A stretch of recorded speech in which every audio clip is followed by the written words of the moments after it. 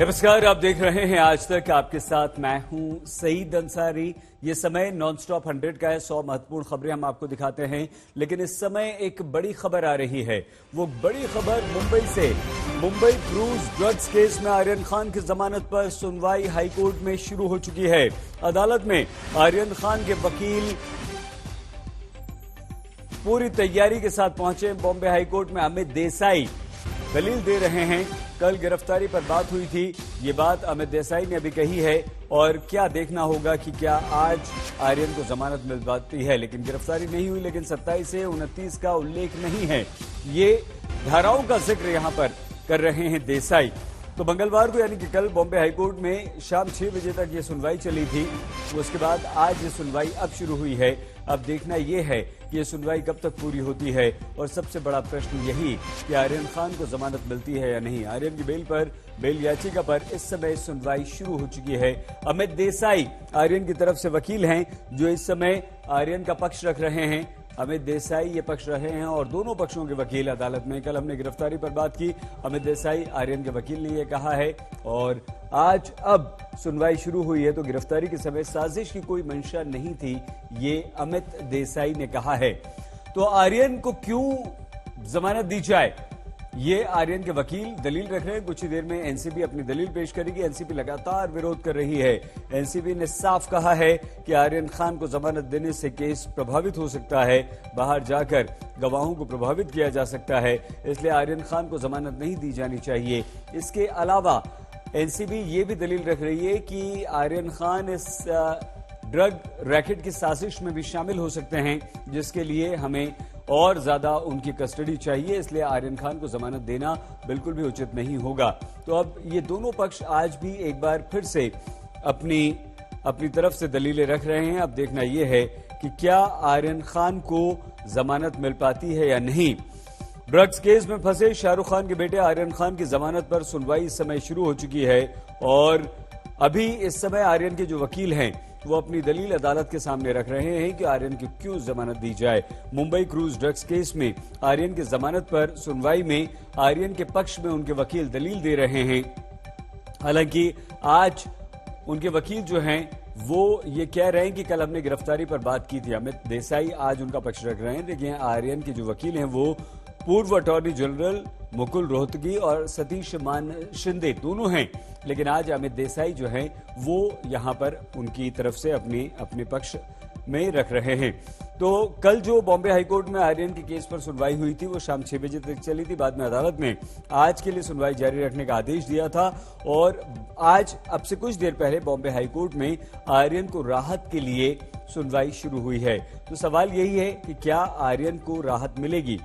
आर्यन के वकील अमित देसाई अरबाज मर्चेंट का केस भी लड़ेंगे। अमित देसाई बॉम्बे हाईकोर्ट में इस समय आर्यन के पक्ष में दलीलें अपनी दे रहे हैं और आर्यन के साथ साथ वो अरबाज की दलील भी यहां पर रखेंगे। लगातार आर्यन की जमानत जो है वो खारिज हो रही है। और ये खबर ये भी आ रही है कि आर्यन खान के पिता यानी कि बॉलीवुड स्टार शाहरुख खान भी आज हाईकोर्ट से आस लगाए बैठे हैं और वो भी हाईकोर्ट पहुंच सकते हैं।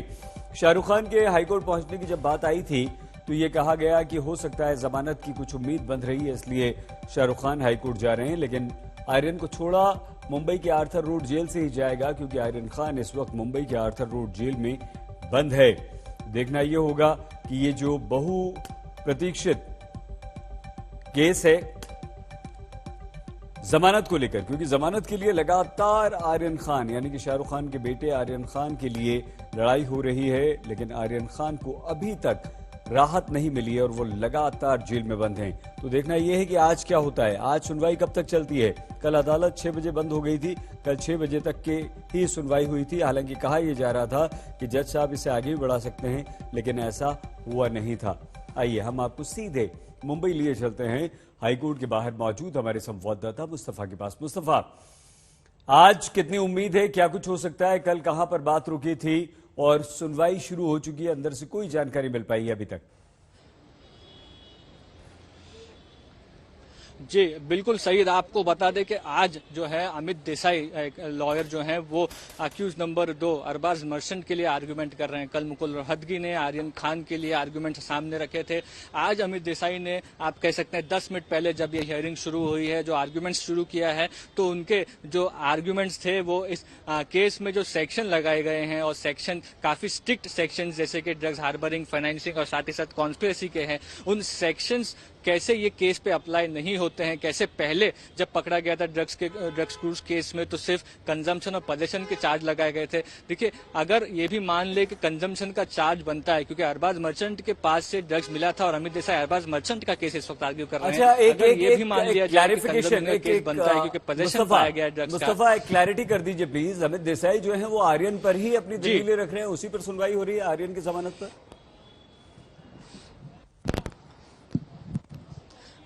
देखिए सईद, कोर्ट के सामने इस वक्त 3 केसेस हैं, आर्यन खान, अरबाज मर्चेंट और मुनमुन धमेचा। आर्यन खान के डिफेंस लॉयर मुकुल रोहतगी हैं, जिन्होंने कल आर्गुमेंट्स रख दिए हैं। तो अब अमित देसाई जो कोर्ट के सामने आर्गुमेंट्स पेश कर रहे हैं, वो अरबाज मर्चेंट के लिए पेश किए जा रहे हैं। अब यही समझना चाह रहे हैं मुस्तफा, क्या आर्यन के आर्गुमेंट कल कंप्लीट हो चुके हैं, या आज भी जो अमित देसाई हैं वो आर्यन के लिए अपनी दलीलें अदालत के सामने, जज साहब के सामने रख रहे हैं?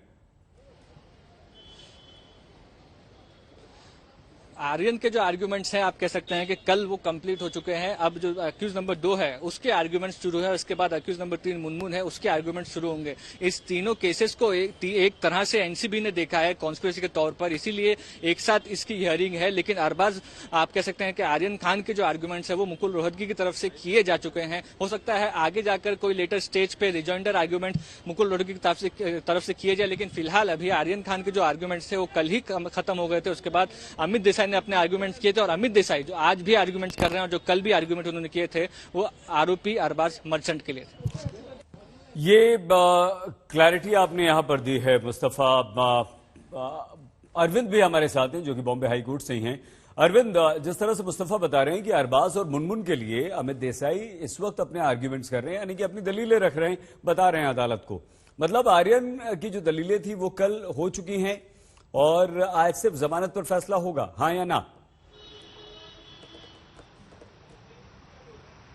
जी बिल्कुल। देखिए, मैं सबसे पहले बताऊं कि कल जो आर्यन के जो वकील हैं उन्होंने अपना जो पक्ष था वो क्लियर किया था। अमित देसाई, आपको याद होगा, अमित देसाई ने सेशन कोर्ट में आर्यन का पक्ष रखा था। फिलहाल वो हाई कोर्ट में अरबाज का पक्ष रख रहे हैं। अभी से 10 मिनट पहले जब सुनवाई शुरू हुई तो अमित देसाई ने मेहुल रोहतगी के जो कल उन्होंने पक्ष रखा था उसी को आगे बढ़ाते हुए कहा कि सेक्शन का हवाला देते हुए कि ये इलीगल अरेस्ट है एक तरीके से, क्योंकि किसी तरह की रिकवरी नहीं हुई थी, पावर का दुरुपयोग किया गया। तो उस प्रोसीडिंग को आगे बढ़ाया जा रहा। मैं आपको क्लियर कर देता हूं जो कंफ्यूजन है। आर्यन, अरबाज और मुनमुन, इन तीनों के जो वकील हैं, जब वो अपनी बातें रख लेंगे तो तीनों का जवाब जो एनसीबी के वकील हैं वो रखेंगे। तो फिलहाल जो सुनवाई है वो शुरू हो चुकी है।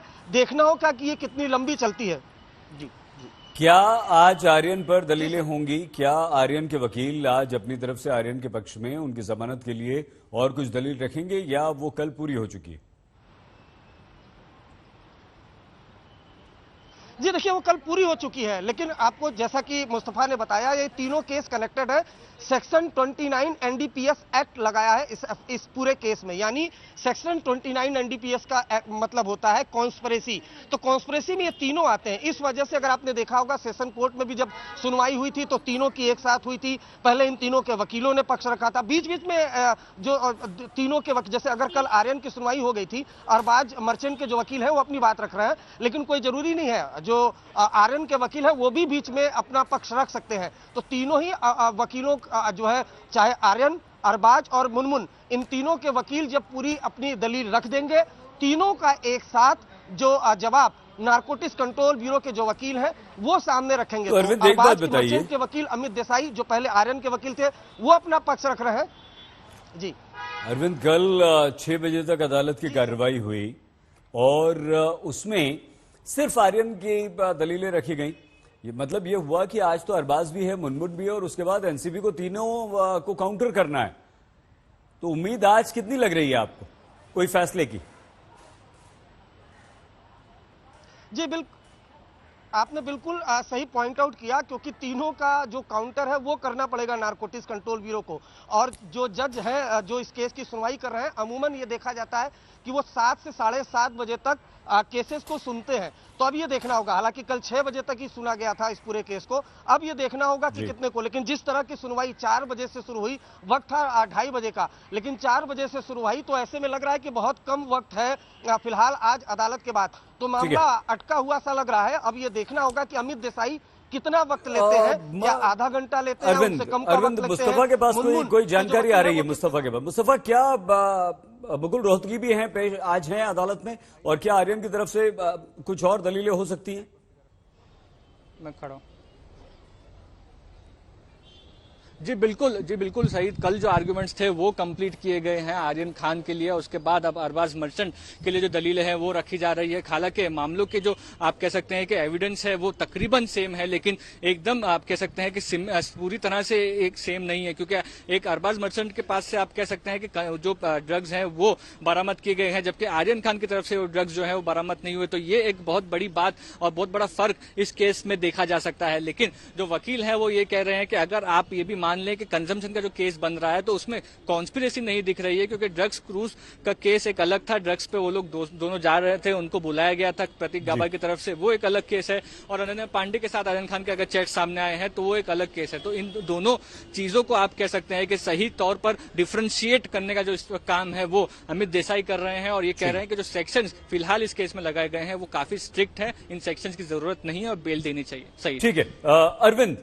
अरविंद, क्या ऐसी कोई जानकारी आपके पास है कि मुकुल रोहतगी आज हैं अदालत में?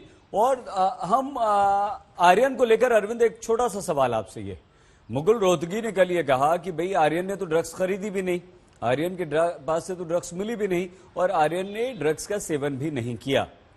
क्या ये 3 दलीलें काफी हैं जमानत के लिए, या एनसीबी का पलड़ा जो है वो इस पर भारी पड़ सकता है, या पड़ रहा है अभी तक? जी देखिए, आपको इसके लिए सेशन कोर्ट की तरफ जाना पड़ेगा। सेशन कोर्ट की सुनवाई का मैं यहाँ जिक्र करना चाहूंगा। दरअसल केस क्या है, क्रूज ड्रग्स केस को बस्ट किया नारकोटिक्स कंट्रोल ब्यूरो ने। कुल 20 लोगों को गिरफ्तार किया गया, जिसमें आरोपी नंबर 1 आर्यन खान है।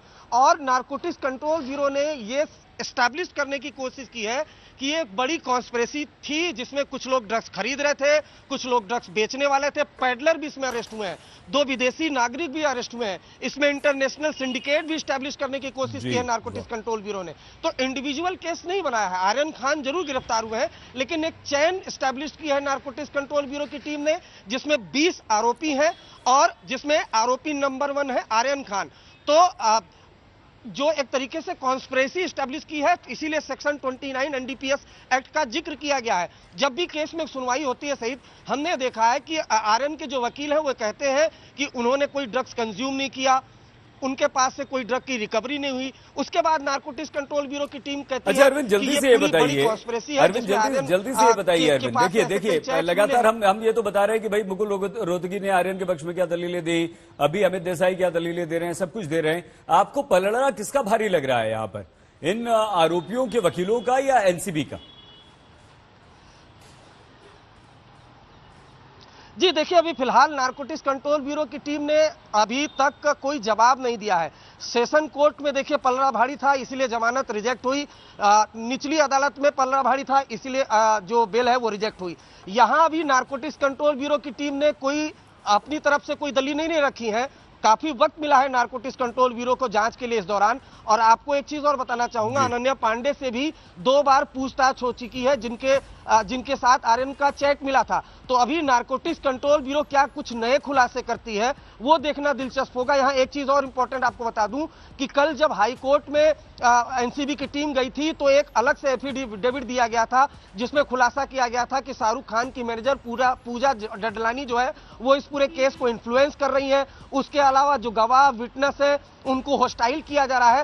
तो हमें और खासकर अदालत में जब एनसीबी के वकील होंगे तो बहुत मुमकिन है कि ये तमाम दलीलें भी वो सामने रखेंगे, क्योंकि नारकोटिक्स कंट्रोल ब्यूरो पहले ही क्लियर कर चुका है कि वो जमानत का विरोध करेगा। तो अब ऐसे में देखना होगा कि एनसीबी के जब वकील आते हैं तो वो क्या कुछ सामने रखते हैं, क्या कुछ ऐसी दलीलें रखते हैं। जब वो दलीलें सुनी जाएंगी तब उसके बाद ही ये काफी हद तक देखा जाएगा कि किसका पलड़ा भारी। हालांकि जो आर्यन के वकील हैं उन्होंने पुरजोर तरीके से कल अपनी बातें रखी। उनका कहना था कि 2018 और 19 की जो व्हाट्सएप चैट है वो कहीं से भी इससे रिलेटेड नहीं है, क्योंकि ये केस है क्रूज ड्रग्स केस का, और हमारा जो आरोपी है जिसको आरोपी नारकोटिक्स कंट्रोल ब्यूरो ने बताया है वो पूरी तरह से इनोसेंट है कि उसके पास से कोई ड्रग्स की रिकवरी नहीं हुई है। अगर वो ड्रग्स कंज्यूम भी किया था या नहीं किया था तो क्लियर ही नहीं है, क्योंकि मेडिकल उसका कराया नहीं गया है। तो ये तमाम चीजें बहुत स्ट्रॉन्ग तरीके से आर्यन के वकील ने कल रखी थी। अमित देसाई भी बीच बीच में टोक रहे थे। आज अमित देसाई वो मर्चेंट का रख रहे हैं, लेकिन ऐसा नहीं है, हो सकता है रोहतगी भी बीच बीच में अपनी चीजों को ऐड करते रहे। तो इंपॉर्टेंट बात यही है कि आज ये देखना होगा कि अमित देसाई कितने देर तक जिरह करते हैं, उसके बाद मुनमुन ढमेचा के वकील है वो कितने देर तक जिरह करते हैं। जितने कम वक्त लेंगे उतना इन लोगों जो आरोपी हैं उनके लिए फायदा मिलेगा। इस लिहाज से अगर आज की बात की जाए, जमानत की आज होगी नहीं होगी, उस लिहाज से अगर मैं बोल रहा हूं उतना उनको फायदा होगा, वरना वक्त जो है वो अभी काफी खींचेगा। ये देखना होगा कि जब एनसीबी काउंटर करेगी तो वो कितना वक्त लेगी। 4 से 4:30 का भी वक्त होने जा रहा है, 4:30 बनने जा रहे हैं और 4 बजे सुनवाई शुरू हुई है। तो जो जज है वो कल 6 बजे तक बैठे थे। आज अगर वक्त लेते हैं, अगर लंबे वक्त तक सुनते हैं तो कुछ फैसला आने की उम्मीद है, क्योंकि सबकी निगाहें तो उसी फैसले पर है कि कब, खासकर शाहरुख खान के परिवार की, कि कब जल्द से जल्द जो ये पूरी बहस हो वो शुरू हो, फैसला आए और मन्नत पूरी हो। हालांकि अभी तक आर्यन जो है वो जो आर्थर रोड जेल है वहीं पर बंद है। जी मुस्तफा, कोई अपडेट आपके पास आया है और आज किस आधार पर आपको लगता है कि फैसला आएगा या नहीं आएगा? देखिए, बिल्कुल सही एक बात अरविंद जो कह रहे थे वो बिल्कुल सही बात कह रहे थे कि वक्त कितना वकीलों को लगता है आर्ग्यूमेंट करने में, उसके ऊपर केस का फैसला होता है। कोर्ट के हाथ में सिर्फ इतना ही होता है कि वो आर्ग्यूमेंट सुने, उस आर्ग्यूमेंट्स को नोट डाउन करे, कानून क्या कहता है वो देखे, उसके हिसाब से अपना फैसला सुनाए। अभी जैसे कि हम पहले से बता रहे हैं कि 3 आरोपी इस पूरे मामले में है, जिसमें से दूसरे आरोपी का आप कह सकते हैं कि हियरिंग शुरू है और उसके बाद तीसरे आरोपी का जो डिफेंस लॉयर है उसका आर्ग्यूमेंट शुरू होगा। इसमें कितना समय जाता है ये देखना होगा। उसके बाद अब जब एनसीबी को जवाब देना है तो additional solicitor general Anil Singh को इन तीनों आरोपियों के जवाब देना है, और साथ ही साथ इन तीनों आरोपियों के वकीलों ने जो भी बातें की हैं, जो भी केस साइटेशन दिए हैं, उन केस साइटेशंस को भी उस पर आर्ग्यू करना है और उस पर भी उनको बताना है कि कैसे उनका जो केस है वो सही है और सामने वाले का पक्ष कमजोर है। ये सारे बातें और एग्रीमेंट्स कंप्लीट होने के बाद ही कोर्ट अपना फैसला सुना सकता है। तो अभी जैसे कि अरविंद बता रहे थे और बिल्कुल सही कि 4:15 बजे का समय होने आया है, 5 बजे तक ऑफिशियल टाइम है। जस्टिस सांबरे क्योंकि उनके पास जो भी बोर्ड होता है उसको पूरा कंप्लीट करते हैं हर रोज आकर, इसीलिए वो 6 से 7 बजे तक बैठते हैं। कल 6 बजे तक बैठे थे, आज कितने बजे तक बैठते हैं देखना होगा, लेकिन जब तक आर्ग्यूमेंट्स खत्म नहीं हो जाते हैं कोर्ट ऑर्डर सुनाएगा ऐसा नहीं लगता है।